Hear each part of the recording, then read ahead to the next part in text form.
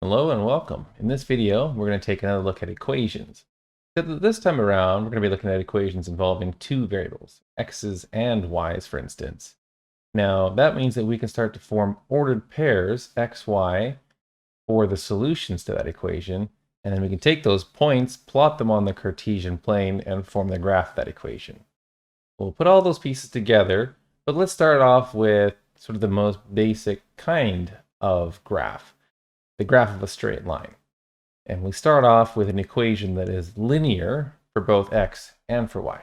Let's take a look at what a general linear equation would look like in two variables. Now, the standard form of a line is just taking a term for x that is linear, the term for y that is linear, and a constant, and having it equal to 0. So just putting all the terms on one side. But unfortunately, this isn't really the most useful form of a line. We can actually gather some more information about the line and start to form better other versions of the equation of a line. Now, the first piece of information that we might be interested in is the slope of the line, which we often denote as m. Now, why we use m for slope, I'm not quite sure. I'm sure that would be an interesting rabbit hole to go down if you look on the internet. But we do have a good definition for slope that hopefully you already are familiar with. It is equal to rise over run.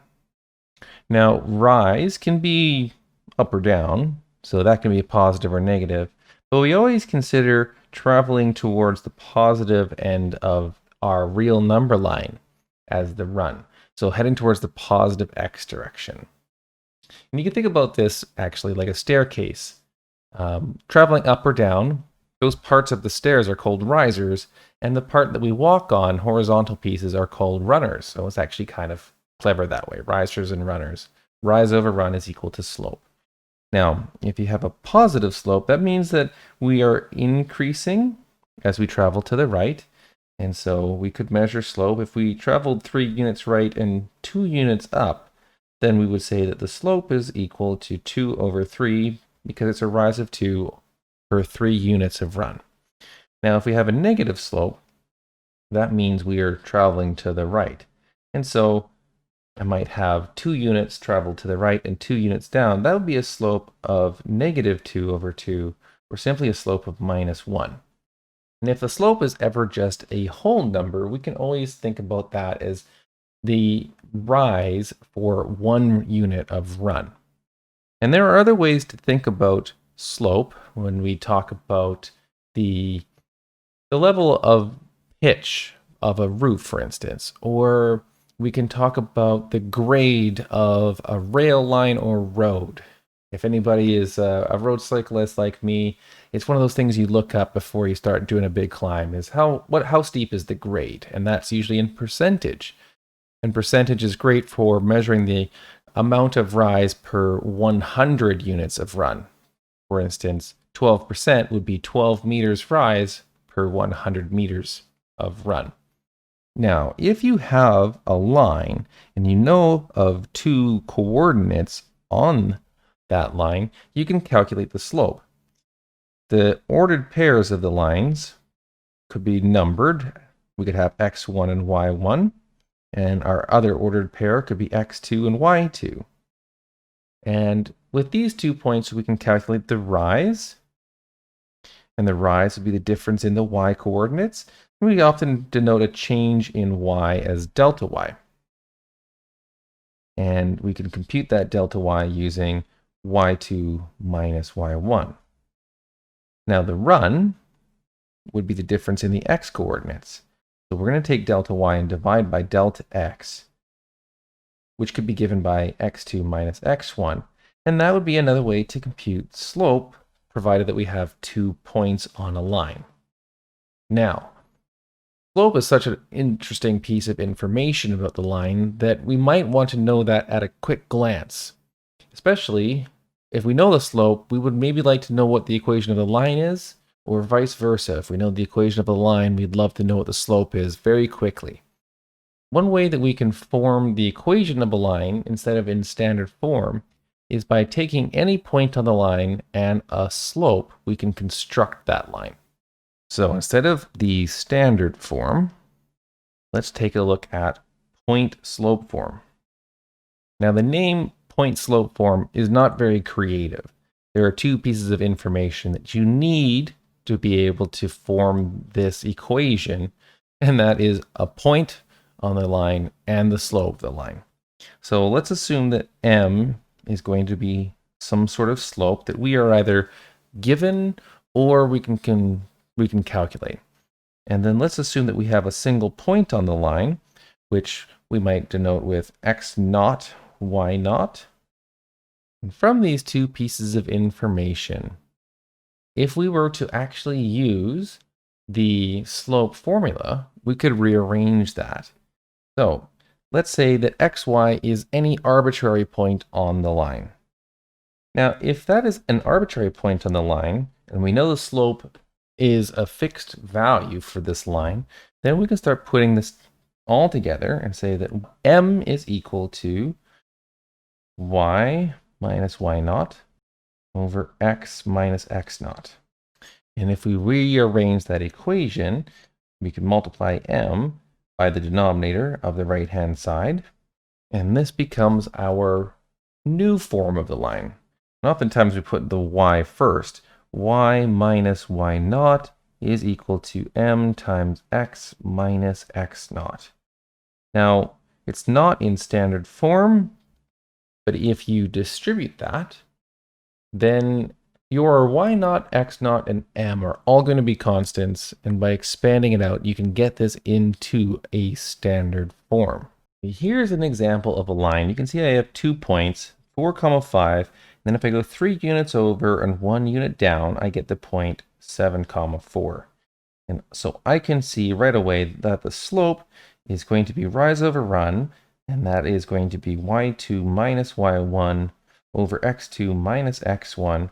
4 minus 5 is negative 1, and 7 minus 4 is 3. So I have a slope of negative 1/3. Now, I can choose either of those points. I'll choose the first one to be my x naught and y naught, and then using the formula, I can say that the equation for this line is y minus y naught equals m times x minus x naught. And that is your point slope form, but we could go ahead and expand that out and collect terms, set one side equal to 0, and get this into standard form. You can try this on your own, but make sure that you can check your answer here momentarily if you want to pause the video. First, I'll start by distributing the negative 1/3 through the brackets on the right-hand side, and then I'll subtract all of the terms from the right and to the left, collecting terms together so that I can get standard form. And here you can see it looks like ax plus by plus c equals 0, so I'm in standard form. Now, there is one other very useful form, and it's often used because we like to sometimes have y by itself and move all the terms to the opposite side. And we can do that here. We can just move our x and our constant to the other side, but is it still going to be a useful form? Well, if we ever have something of the form y equals mx plus a constant, then this is going to be our slope-intercept form. Now, in this form, you can still see m, which is still going to be representing slope. So just like our point slope form, if we just distribute the m into the bracket, you can see where that mx comes from. Now, what about b? You can try to imagine what the b is going to be for. Well, for instance, see what happens in this equation when you let x equal 0. You can make a small table of values here. If we let x equal 0 and plug that into this equation, we are left with y equals b. And that tells us that 0, b is a point on this line. And this is a point that is on the y-axis. So we call this the y-intercept. So you can see where it gets its name. Slope-intercept is a very convenient form for telling us the slope, which is the coefficient in front of the x, and the y-intercept, which is the point 0, b, where b is the constant.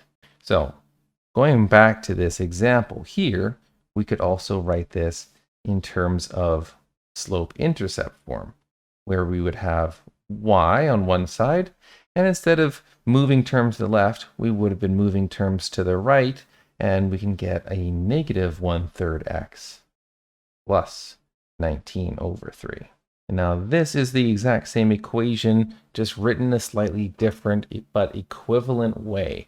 And now we've got the same line in point slope form, standard form, and slope intercept form. Now, there are a couple very specific lines that have unique equations. What happens if we have a horizontal line? In the case of a horizontal line, we can talk about run because the graph is traveling horizontally. But when we try to talk about rise, it never has any difference between one y-coordinate and another. So our delta y is 0, but our delta x can be any number you want. 0 divided by some other real number that's not 0 will always give us a slope of 0 in this case. And if we think about slope intercept form, y equals mx plus b, then that means that our equation of the line is just going to be y equals b. So this is our equation of a horizontal line when m is equal to 0. Still has a y-intercept, but it has a slope of 0. Now, how about a vertical line?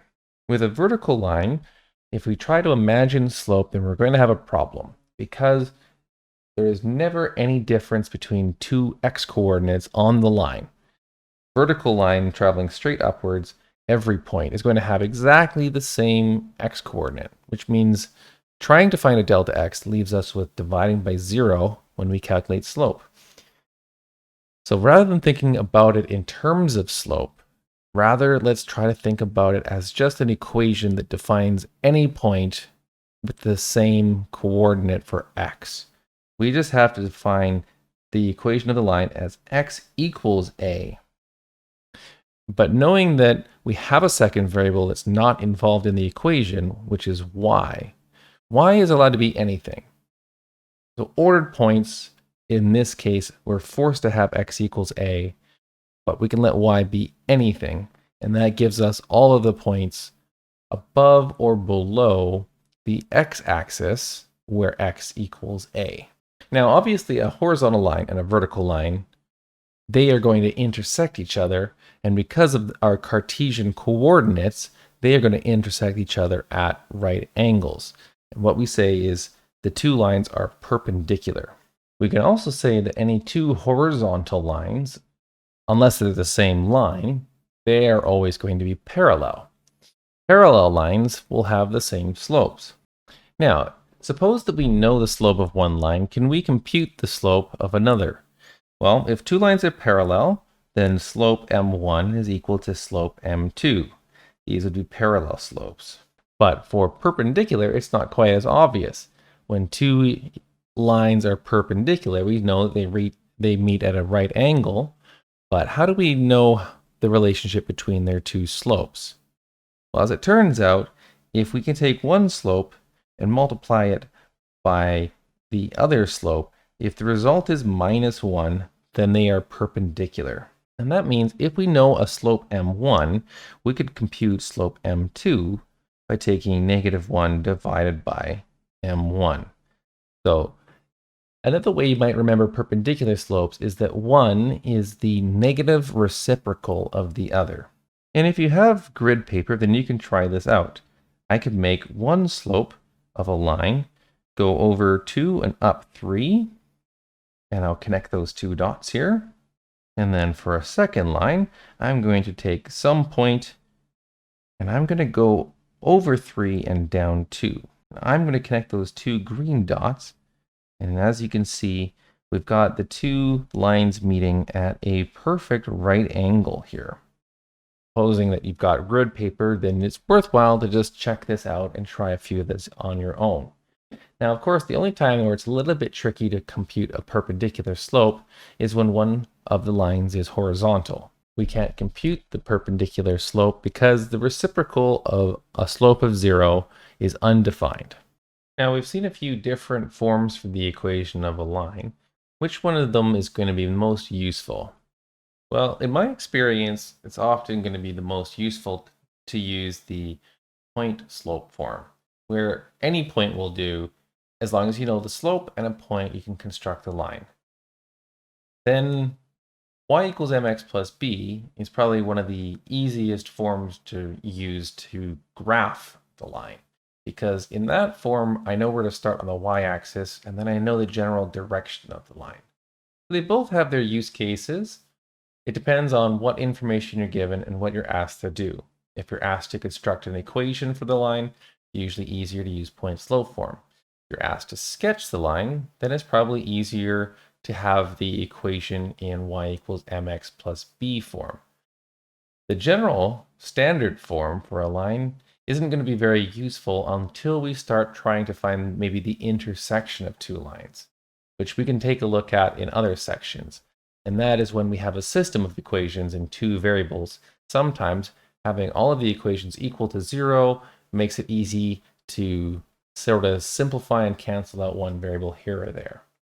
That could be for another video. So thanks for watching. I'll see you again in the next video.